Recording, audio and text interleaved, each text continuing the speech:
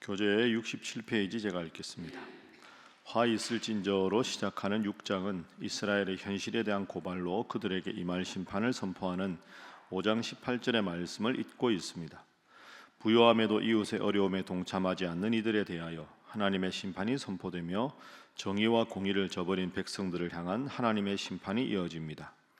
7장은 여호와께서 아모스에게 보이신 세 가지 환상을 통해 재앙이 임박했음을 알려주고 있습니다. 그리고 베델에데스당 아마샤와 아모스의 이야기를 통해 하나님의 무서운 심판을 알게 됩니다. 계속해서 이 아모스서는 같은 주제가 반복되고 있습니다. 어제 우리가 5장 24절에서 본 대로 오직 정의를 물같이 공의를 하수같이 그렇게 흘릴지어다. 하나님을 잘 믿어서 사회 정의가 확립되고 사법 정의가 확립되어서 다시 하나님의 백성답게 살기 좋은 나라를 이루라. 이게 계속되는 이 아모스의 주제입니다. 자, 오늘도 같은 맥락에서 계속 말씀합니다. 어제 우리가 읽은 5장 18절에 화 있을진저 이렇게 시작했습니다. 돌이키지 않아서 화가 있다. 그래서 오늘 6장 1절도 그렇게 시작하죠. 화 있을진저 화가 임할 것이다. 여전히 하나님 앞에 잘못을 범하지만 돌이키지 않는 것에 대해서 6장 1절에 화 있을진저. 자, 6장 1절 말씀 함께 읽어봅니다. 시작. 화 있을진저 시온에서 교만한 자와 사마리아 산에서 마음이 든든한 자 곧 백성들의 머리인 지도자들이여 이스라엘 집이 그들을 따르는도다. 아멘. 백성들의 머리인 지도자들을 백성들이 따른다. 자연스러운 거죠. 지도자들을 백성이 따릅니다. 그런데 이 지도자들이 어떤 모습을 보이느냐? 4절 보십시오. 상아 상에 누우며 침상에서 기지개 켜며 양떼에서 어린 양과 우리에서 송아지를 잡아서 먹고, 그러니까 온갖 부귀영화를 다 누리는 것이 4절 상아 상에 눕는다. 이건 초호화로운 생활을 말하는 겁니다. 오전에 비파 소리에 맞추어 노래를 지절거리고 다윗처럼 자기를 위하여 악기를 제조하고. 그런데 문제는 6절입니다.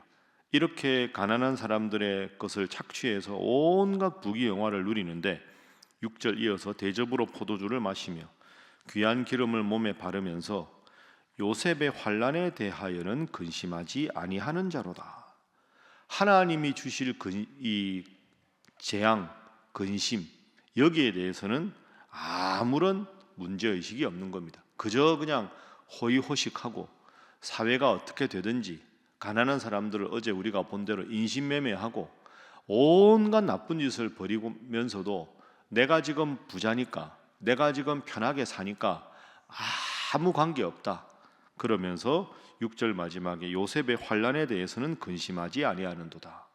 여러분, 요셉이 어떻게 됩니까? 애굽의 총리 대신이 돼서 7년 풍년일 때 7년 환난을 대비해서 큰 국고성들을 쌓지 않습니까? 그래서 앞으로 흉년이 닥칠 때 양식이 없을 테니까 그 모든 큰 양식 창고를 만들어서 7년 큰 흉년에 대비합니다. 그러니까 편안하다고 해서 안정됐다고 해서 내 뜻대로 인생이 잘 풀려간다고 해서 하나님 앞에서 아무런 긴장감도 없이 온갖 죄를 지으면서 내가 지금 하나님 주신 복을 누려서 이렇게 편하게 살고 있는데 무엇을 잘못했는가? 무엇을 고쳐야 하는가? 무엇을 하나님 앞에서 새롭게 결단해야 되는가? 요셉이 흉년을 앞두고 했던 그 근심에 대해서는 아무런 관심이 없다. 그러니 그런 지도자들을 백성이 따르는데 지도자들이 아무런 영적인 긴장감이 없으니 백성들은 오죽하겠느냐. 이게 6장과 7장의 말씀입니다. 그래서 오늘 첫 번째 기도 제목은 영적인 긴장감을 항상 갖게 하소서 하는 것입니다. 영적인 긴장감을 항상 갖게 하소서. 늘 하나님 주신 것에 대해서 감사하고 하나님 앞에 내가 좀 더 부족한 게 없는가 이렇게 늘 영적으로는 긴장해야 하는데 마음을 탁 놓고 그냥 아무것도 안 합니다. 결과가 어떻게 되느냐? 6장 8절 보십시오. 만군의 하나님 여호와의 말씀이니라. 주 여호와가 당신을 두고 맹세하셨노라. 내가 야곱의 영광을 싫어하며 그 궁궐들을 미워하므로. 야곱은 이스라엘 족속을 말하죠. 이스라엘 이 나라의 영광을 내가 지금 싫어한다. 그들의 궁궐을 미워한다. 이 이스라엘 성읍과 거기에 가득한 것을 원수에게 넘기리라. 원수는 아수르를 말합니다. 기원전 722년에 이제 장차 이 나라가 아수르에 의해서 망하게 될 것이다. 왜? 이 모든 것을 하나님 주셨는데 하나님께 감사하는 마음도 없고 하나님께 제대로 예배드리지 않고 형식에만 그냥 급급하고 온갖 사회 불의를 저지르면서도 영적 긴장감이 완전히 사라졌기 때문에. 그래서 7장에도 넘어가면 보십시오. 7장 2절에 하나님께서 또 경고하시죠. 메뚜기가 땅의 풀을 다 먹은지라. 메뚜기 재앙으로도 경고하시고, 4절에 보면 불로 징벌하신다. 불로도 사인을 주시고, 그리고 7절에 보면 다림줄을 가지고 쌓은 담 곁에 주께서 손에 다림줄을 주고서. 다림줄이라는 건 기준선 아닙니까? 내가 생각하는 기준선에 너희가 한참 못 미친다. 지금 6장 7장은 계속해서 하나님의 경고입니다. 이 경고를 듣고 돌이키지 않으면 심판받는다. 여러분, 이게 하나님께서 늘 시대를 초월해서 주시는 말씀 아닙니까? 오늘도 하나님 주신 귀한 하루입니다. 하나님 은혜 감사하면서도 내가 하나님 앞에 부족한 점은 없는가? 하나님 주신 이 은혜를 누리면서도 내가 하나님 앞에서 좀 더 노력해야 될 점은 없는가? 늘 나의 영적인 기준선을 이 말씀에 두고 영적인 긴장감을 유지하고 끝없이 주님 앞에 바로 서는 일에 가장 우선순위를 두고 살아가는 여러분 되시기를 주님 이름으로 축복합니다. 자, 그런데 여기서 문제가 하나 생깁니다. 이 모든 예언을 지금 하나님께서는 아모스를 통해서 하시는데, 그러다 보니까 이 아모스를 싫어하는 사람들이 많아졌습니다. 지도자들 입장에서 눈에 가시겠죠. 좀 편하게 우리끼리 죄짓고 살고 싶은데 아모스가 계속 하나님께서 원하시는 건 그 길이 아니다, 심판받을 것이다 경고하니까 불편한 겁니다. 그러니까 이 아모스에 대해서 대항하는 사람이 7장에 등장합니다. 10절 보시죠. 자, 7장 10절 함께 읽어봅니다. 시작. 때 베델의 제사장 아마샤가 이스라엘의 왕 여로보암에게 보내어 이르되 이스라엘 족속 중에 아모스가 왕을 모반하나니 그 모든 말을 이 땅이 견딜 수 없나이다. 아멘. 아마샤가 등장합니다. 근데 아마샤는 뭐 하는 사람이냐? 베델의 제사장입니다. 베델은 하나님의 집 이런 뜻이거든요. 베델은 하나님의 성소가 있던 곳입니다. 베델과 길갈. 그러니까 다른 도시에서 제사장 노릇하는 것보다 베델의 제사장이라는 건 종교적으로 상당히 핵심 위치에 있는 지위가 높은 사람이다 이런 뜻입니다. 그런데 이 아모스가 우리가 본 대로 저 남유다 드고아의 목자 아닙니까? 그런데 그냥 뽕나무 기르고 목자 노릇하다가 남유다에서 지금 북이스라엘로 넘어온 거거든요. 하나님께서 예언하라고 하니까. 그럼 북이스라엘의 가장 대표적인 종교 지도자인 아마샤가 보기에는 저 뭐 신분도 낮은 게 말이야, 와서 뭐 이 나라가 망하니 이러니까 견딜 수가 없는 겁니다. 화가 난 거죠. 타락한 사람이니까. 이 사람은 베델의 제사장 아마샤가 아모스가 왕을 모반한다. 아까 6장 8절에 원수에게 넘기리라, 나라가 망할 것이다, 이 말을 한 것을 견딜 수가 없습니다. 왕을 모방한 것 아닙니까? 아모스가 말하기를 여로보암은 칼에 죽겠고 이스라엘은 반드시 사로잡혀 그 땅에서 떠나겠다 하나이다. 아마샤가 말합니다. 아모스에게 선견자야, 너는 유다 땅으로 도망하여 가서 거기에서나 떡을 먹으며 거기에서나 예언하라.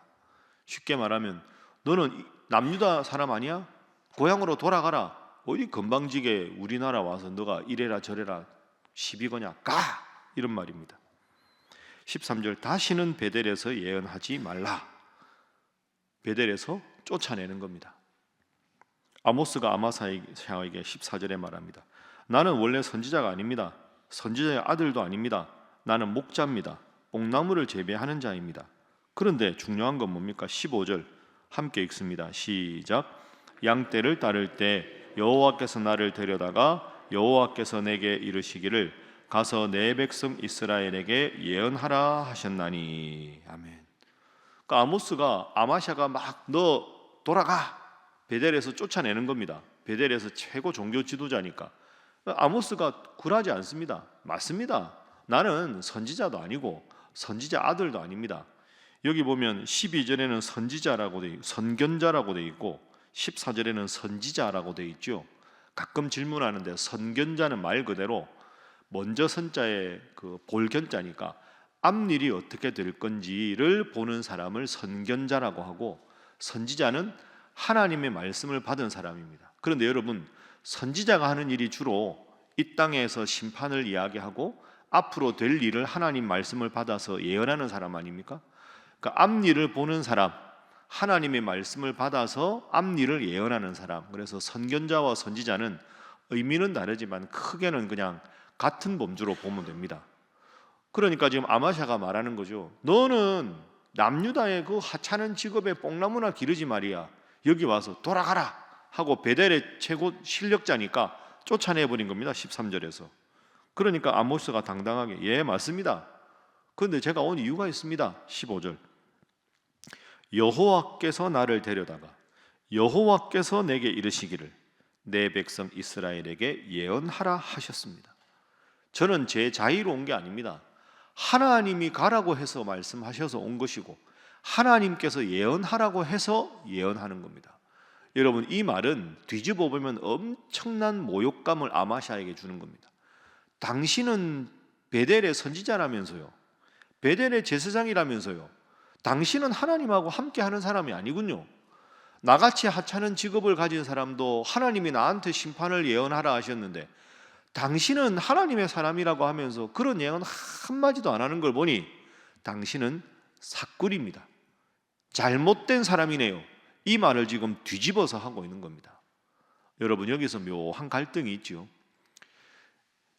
지위는 아마샤가 훨씬 높고 아모스가 훨씬 낮고, 쫓아내는 사람도 아마샤고 쫓겨나는 사람도 아모스고, 모든 사람 보기엔 아마샤가 훨씬 높은데 중요한 건 뭡니까?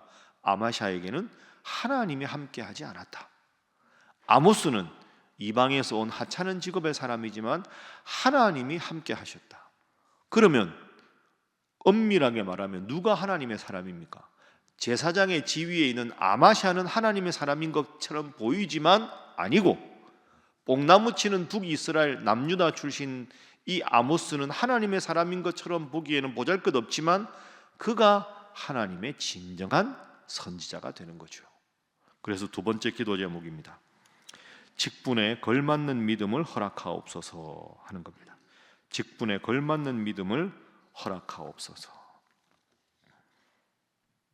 제사장이 제사장다워야 되고 선지자는 선지자다워야 되는데 제사장이 그렇게까지 부패하니 나라가 망하는 지경에 이르러서도 아무런 경고와 심판을 말하지 않는 아마샤. 직분에 걸맞는 믿음, 그게 필요합니다. 저나 여러분이나 새벽기도 나오는 분들 신앙생활 오래 하신 분들인데 우리가 예수 오래 믿었다는 게 중요하지 않지요. 오늘 내가 어떤 마음으로 주님을 섬기고 있는가? 오늘도 변함없이 주님을 사랑하고 있는가? 신앙은 늘 언제나 현재 진행형이다. 제가 여러분에게 자주 말씀드렸습니다. 옛날에 과거에는 그거 아닙니다. 현재 진행형. 그러니까 과거 지향적인 신앙도 잘못된 것이고, 또 어떤 분들은 신앙생활에 대해서 권면하고 하면 지금은 바빠서 다음에 미래 지향적인, 그거 잘못된 겁니다. 지금은 바쁘니까 다음에. 여러분, 하나님이 먼저입니까? 세상 일이 먼저입니까? 다음에 여러분이 안 바쁘고 할 만하면 하나님이 야 나도 안 바쁘다, 너 그냥 가라, 이러면 어떡할 겁니까? 바쁘지만 하나님 일을 열심히 순종하고 할 때 하나님이 힘을 주시는 거죠. 신앙은 늘 언제나 현재형이고 현재 진행형이다 생각하고 오늘 이날 하나님 앞에 믿음 생활 잘 하시기를 주님 이름으로 축복합니다. 자, 마지막으로 7장 16절 17절 보겠습니다. 하나님께서 말씀하셨습니다. 이제 너는 여호와의 말씀을 들을지니라. 내가 이스라엘을 이르기를 이스라엘에 대하여 예언하지 말며 이삭의 집을 향하여 경고하지 말라. 이제는 더 이상 경고가 의미가 없게 되었다. 여호와께서 이와 같이 말씀하시기를 내 아내는 성읍 가운데서 장녀가 될 것이요 내 자녀들은 칼에 엎드러지며 내 땅은 측량하여 나누어질 것이며 너는 더러운 땅에서 죽을 것이요 이스라엘은 반드시 사로잡혀 그의 땅에서 떠나리라 하셨느니라.